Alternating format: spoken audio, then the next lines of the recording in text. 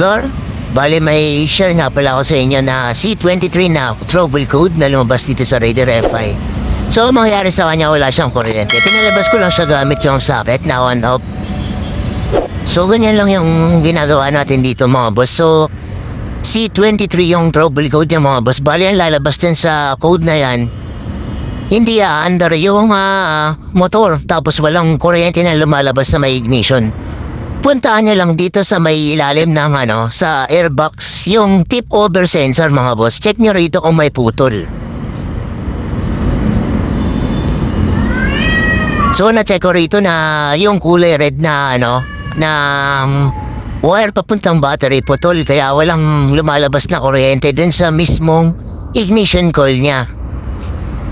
Baka may encounter nito, meron na rin kayong idea kung sakaling paano i-troubleshoot yung C23 na trouble code. Tip over sensor yan mga boss.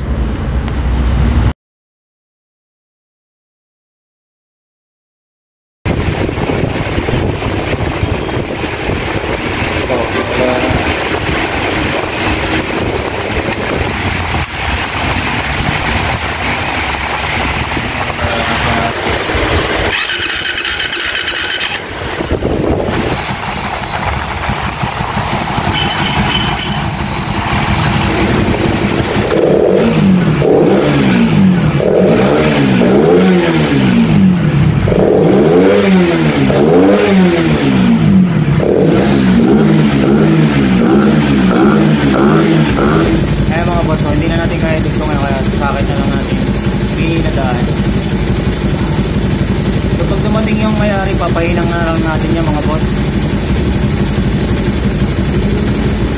Bali yun yung tip over sensor, yung error C23.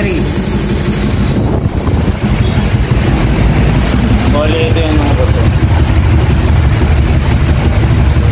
C23 tip over sensor.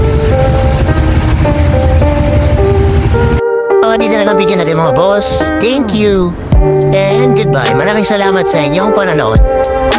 Hanggang sa muli.